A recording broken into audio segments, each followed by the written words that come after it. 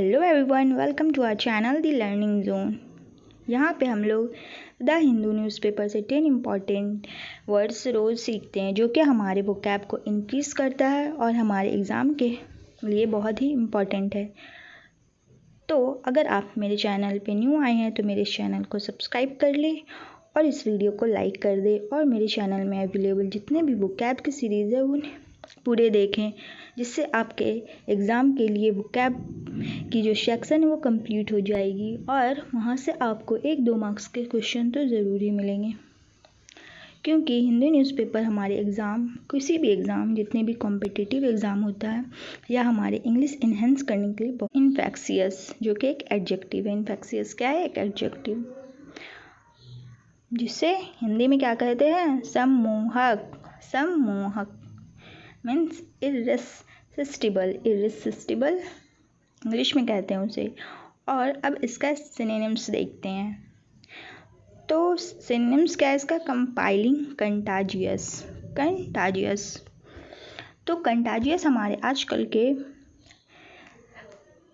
Daily life में बहुत सारे सुने जा रहे हैं। क्योंकि वो कोरोना की वजह से फेमस हो गया है ये वर्ड्स भी। तो इन्फेक्शियस क्या है? एक एडजेक्टिव है। इन्फेक्शियस क्या है? एक एडजेक्टिव। और अब इसका एंटोनिम्स है इररेसिस्टिबल। रेसिस्टिबल मीन्स कोई भी चीज़ रेसिस्ट कर सके। अब हम लोग इसका एग्जाम्पल देखते हैं। एग्जाम्पल है, her laughters grabs everyone attention as it is loud and infectious. Means उसका जो हंसने का वे है सबको अटेंशन कर लिया है, इतना लाउड और इन्फेक्शियस है, उसको सम्मोहक कर लिया, अपने आप अट्रैक्ट कर लिया हुआ है। अब हम लोग नेक्स्ट वर्ड देखते हैं। नेक्स्ट वर्ड क्या है? एब्रोगेट। नेक्स्ट वर्ड क्या है? एब्रोगेट। एब्रोगेट एक वर्ब है। एब्रोगेट क्या है? एक वर्ब। एब्रोगेट एक वर्ब है जिसका हिंदी मीनिंग क्या होता है? अभिनिषेध। अभिनिषेध करना। अभिनिषेध करना। एब्रोगेट क्या है? वर्ड। एब्रोगेट को हम लोग कैसे याद कर सकते हैं? एब्रोगेट, जो कि अभिनिषेध करना। रेपुडेट मीन्स लगातार करना, किसी भी चीज़ को अगेन करना को क्या कहते हैं? एब्रोगेट। इसे हम लोग ऐसे भी याद कर सकते हैं कि मैंने किसी चीज़ को एब्रोगेट कर लिया, मीन्स उसे प्रोवोक किया है। अब उसका हिंदी मीनिंग क्या है? अभिनिषेध करना मीन्स रेपुडेट करना। रेपुडेट मीन्स क्या हुआ? उसको फिर से उकसाना। अब इसका सिनोनिम्स क्या होता है? Revoke, revoke, repeal. रिपील किसी भी चीज़ को दोबारा से करना, वो क्या होगा? रिपील करना हुआ। अब एंटोनिम्स देखते हैं। इसका एंटोनिम्स क्या है? इंस्टीट्यूट। इंस्टीट्यूट एग्जाम्पल है, the ministry propose to abrogate the electoral law. तो मिनिस्ट्री ने क्या किया? एब्रोगेट किया है इलेक्टोरल लॉ को। जो इलेक्टोरल लॉ है हमारा, उसको मिनिस्ट्री ने क्या किया है? एब्रोगेट किया। रिमार्केबल। रिमार्केबल क्या होता है? एडजेक्टिव होता है। रिमार्केबल क्या होता है? एक एडजेक्टिव, जो कि उल्लेखनीय, किसी भी चीज़ को उल्लेख किया जा सके, मीन्स वो एक बताने या लायक हो, मीन्स स्पेशल चीज़, तो उसे क्या कहेंगे? उल्लेख के लायक। अब इसका इंग्लिश मीनिंग क्या है? Extra ordinary. तो हम लोग रिमार्केबल को कैसे याद रख सकते हैं? रिमार्केबल को जैसे हमारा मार्क्स आता है तो हम लोग खुश हो जाते हैं, और जब हमारे अच्छे मार्क्स आते हैं तो क्या होता है? वो एक रिमार्केबल होता है, मीन्स एक्स्ट्रा ऑर्डिनरी। अब हम लोग देखते हैं सिनोनिम्स।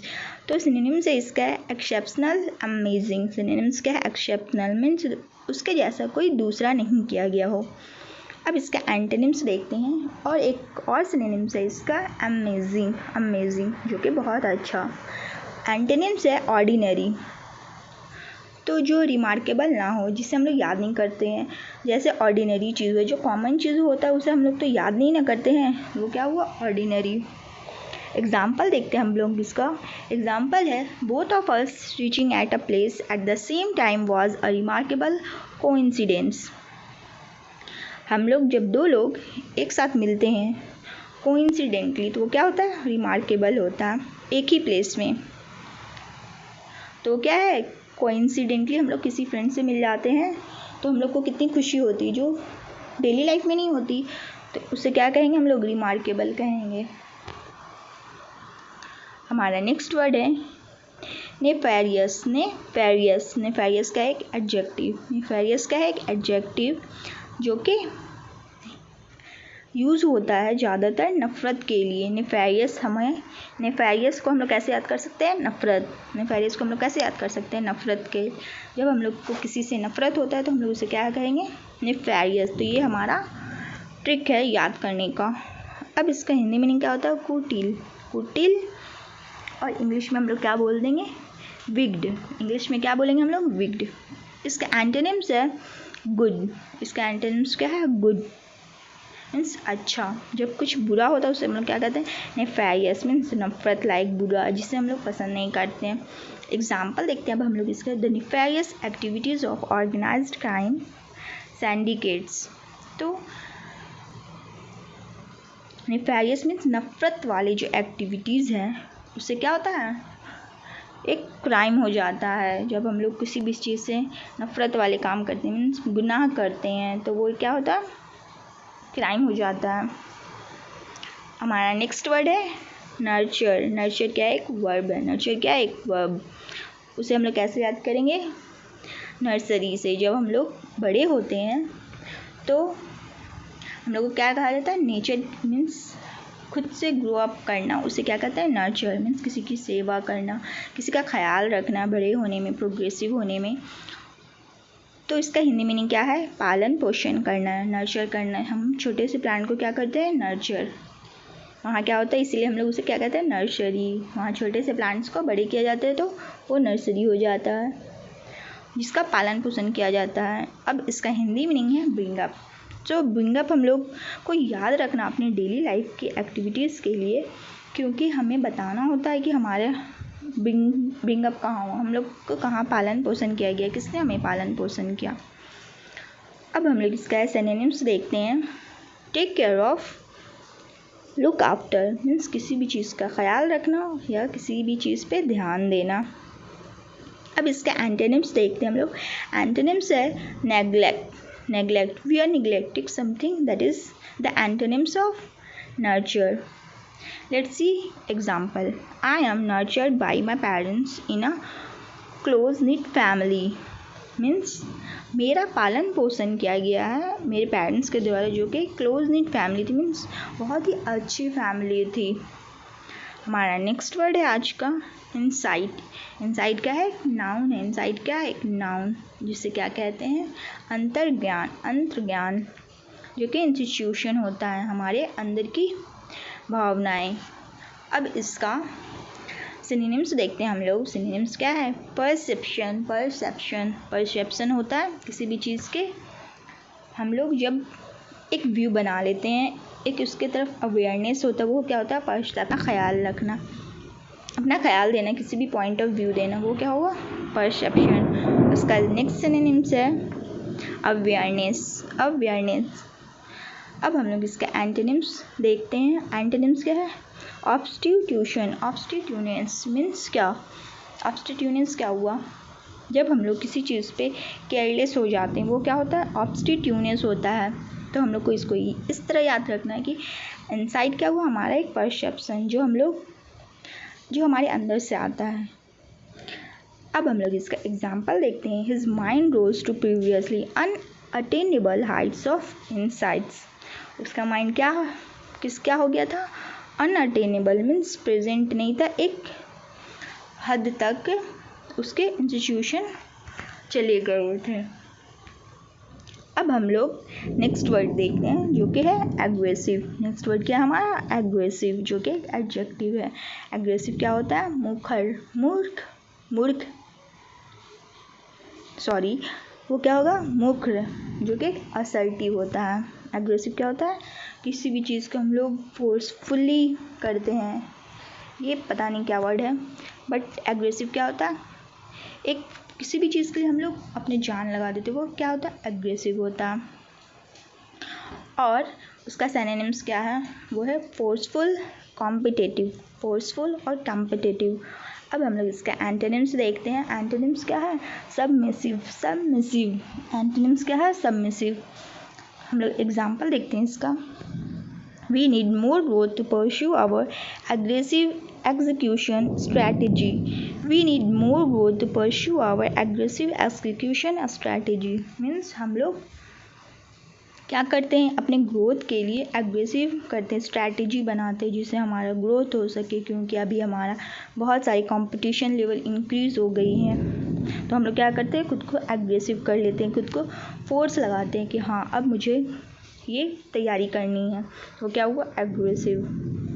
हमारा नेक्स्ट वर्ड है डिस्प्यूट। डिस्प्यूट क्या है, नाउन। डिस्प्यूट क्या है, एक नाउन है। तो डिस्प्यूट का हिंदी मीनिंग क्या होता है, डिस्प्यूट का हिंदी मीनिंग होता है विवाद।